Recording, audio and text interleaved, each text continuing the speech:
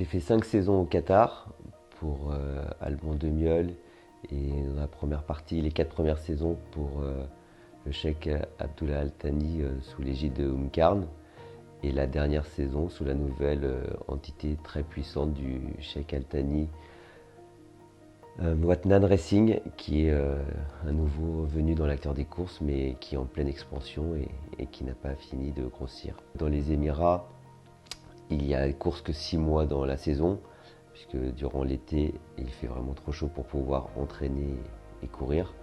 Donc la saison est relativement intense, elle commence mi-octobre pour se terminer fin avril. Et les courses s'enchaînent 2 fois par semaine. Donc on a quand même aussi plus de temps qu'en Europe où il y a course tous les jours.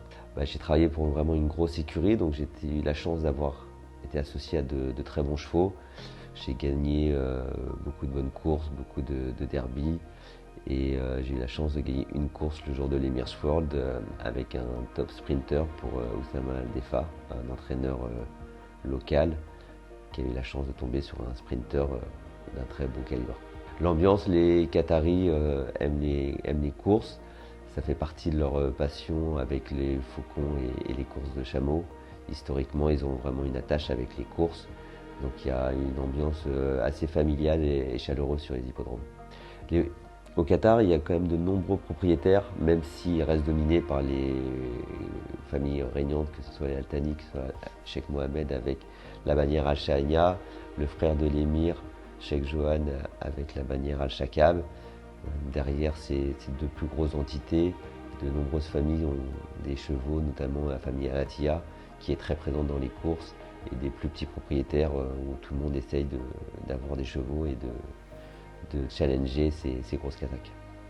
Il y a 2 hippodromes au Qatar, le principal Al Rayyan qui est en périphérie très proche de Doha, et un deuxième hippodrome a vu le jour il y a 3 ans il me semble, à Al Utka qui est dans le nord du Qatar et qui est un hippodrome qui est encore en cours d'amélioration. Les tribunes sont sorties de terre après l'ouverture de l'hippodrome, donc c'est encore en cours d'aménagement. Et c'est les champs de course qui sont tous les 2 cordes à droite et qui ont des profils assez similaires. Al Utka fait également 1600-1700 mètres de tour de piste, donc c'est des hippodromes assez similaires.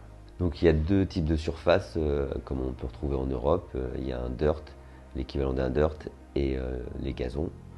Le gazon est protégé pour les grosses réunions qui ont lieu de l'Emirs World qui ont lieu à la mi-février, où durant le mois qui précède, on n'utilise que du sable. Les stratégies de course au Qatar sont un peu différentes de l'Europe. C'est vrai qu'on mène un peu plus fort. Les gens sont un peu moins timorés pour partir de loin. Les rythmes de course sont souvent élevés. Et le profil du champ de course se prête à cette stratégie également, parce que c'est quand même un anneau relativement court. Il y a 1700 mètres, 1800 mètres de tour de piste sur le gazon. Donc ça privilégie les chevaux qui peuvent être montés de l'avant. Oui, le matin c'est comme en France, comme en Europe, si ce n'est qu'on sort les chevaux beaucoup plus tôt, toujours dans le même souci de les préserver de la chaleur. En début de saison où il fait encore relativement chaud, les chevaux sortent à 4 h du matin pour éviter d'être sous le soleil qui sort à 8 h, donc il faut qu'à 8 h du matin tout soit terminé.